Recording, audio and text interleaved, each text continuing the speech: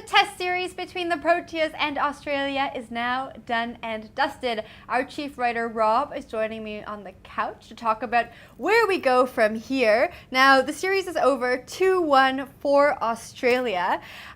What a week it was. What does this mean now in terms of world power? Well, Jen, it still means South Africa are on top of the pile. The ICC rankings are there for a reason, and it's to do with teams playing particularly well over a period of time. And the one thing that still can't be disputed is that although Australia were very, very deserved winners of this test series, we really must acknowledge that.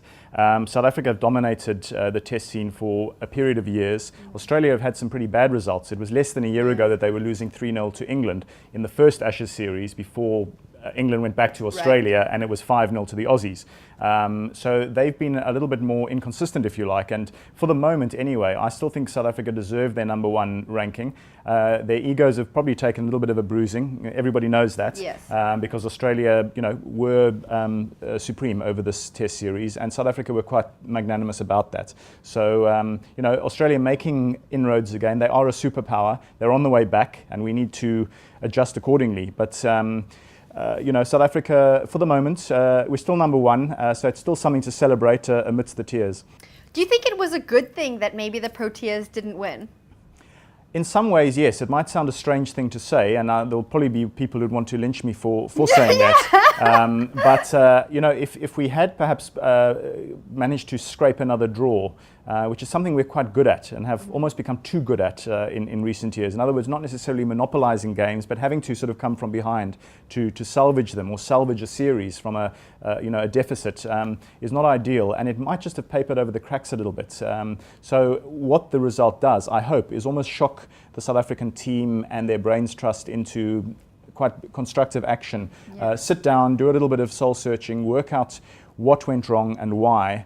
And they've got to make some adjustments to their personnel now anyway, because we've lost a lot of very experienced players over the last a couple of months or the last year or so, really. Yeah. So they're going to have to be structural changes to the team, whether they like it or not, which will cause a bit of interest. The one good thing is that there are some quite soft series coming up with respect to Zimbabwe, Sri Lanka and West Indies.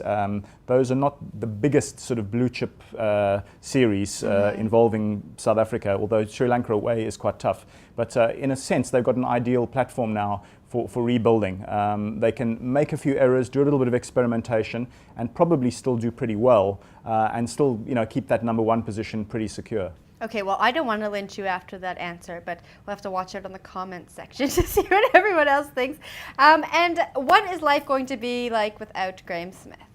Very different. Let's not forget that he's led the troops for well over a decade, almost ceaselessly. He's not a guy who, although he's had plenty of niggles and surgeries and things, he hasn't missed too many series or test matches over the course of his test career. It really is the end of an illustrious chapter in South African cricket. His leadership skills will be very, very missed. We don't know yet who the replacement national captain will be. I did a piece yesterday which speculated that probably it's going to be between AB de Villiers and Faf du Plessis for the leadership reins. I can't think of too many other obvious candidates unless Hashim Amla decides that he is in fact suited to captaincy. At a younger stage of his career, he wasn't very keen. Yeah. And I'm beginning to wonder whether, as he gets a bit more senior, maybe he would be prepared to take the responsibility. Whether it affects his batting would be a big issue to consider, because he's a very important bedrock for us at the number 3 position. So lots to think about. Graeme will leave a void. The happy development is that he has given a little bit of a hint at his final press conference that there might be some agreement reached with Cricket South Africa for him to serve in some capacity further down the line. He's got so much experience to offer, and perhaps a mentoring capacity might be something that he would be keen on, and that they should certainly tap into.